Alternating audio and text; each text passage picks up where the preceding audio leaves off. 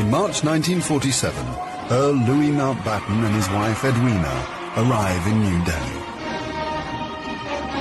The great-grandson of Queen Victoria and second cousin to George VI, Mountbatten brings a regal presence to the drama of India's independence. As the last viceroy, he bears responsibility for India's fate. 2nd of April, 1947. I have now completed my first week in office. I should like to be able to paint an encouraging picture of my first impressions, but feel it would be misleading if I did so. The scene here is one of unrelieved gloom. At this early stage, I can see little common ground on which to build any agreed solution for the future of India.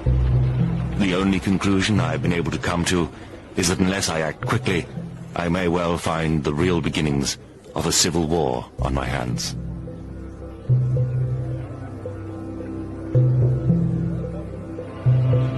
By May, attempts to create a unified India have failed. Gandhi retreats from political life. Muhammad Ali Jinnah, leader of the Muslim League, and Jawaharlal Nehru of the Indian National Congress concede to divide India. Fearing a total loss of control, Mountbatten brings forward the transfer of power to August. Two nations will be created by partition, a secular India and a new homeland for India's Muslims, Pakistan. Nehru addresses the people of India. Long years ago, we made a tryst with destiny, and now the time comes when we shall redeem our pledge. At the stroke of the midnight hour, when the world sleeps, India will awake to life and freedom.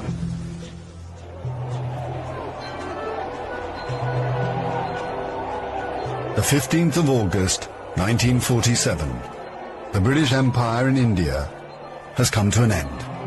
The last viceroy, Louis Mountbatten. The flag raising and the salute were done amid scenes of the most fantastic rejoicing. And as the flag broke, a brilliant rainbow appeared in the sky, which was taken by the crowd as a good omen.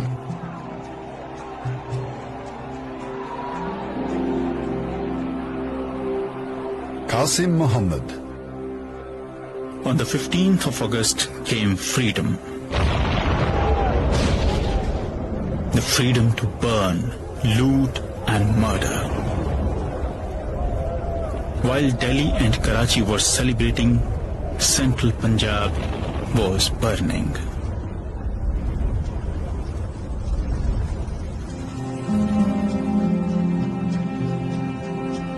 Between August 1947 and March 1948, 4.5 million Hindus and Sikhs are forced to migrate from Pakistan to India. 6 million Muslims must move in the opposite direction. Britons and Indians witness the bloodshed. Shahid Ahmed. It is a battleground. People have gone mad. Trains to Pakistan are being looted and occupants slaughtered. We all knew that carnage was in the offing. So did Mountbatten. The British Empire, which tried to build India over centuries, can never live down this great tragedy.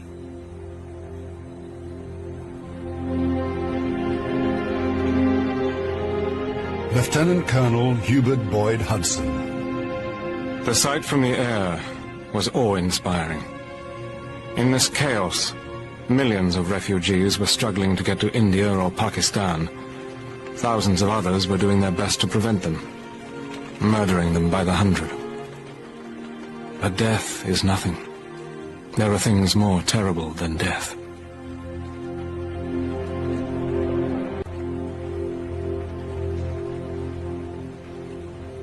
"10 million people are displaced in the partition of India. 1 million are dead."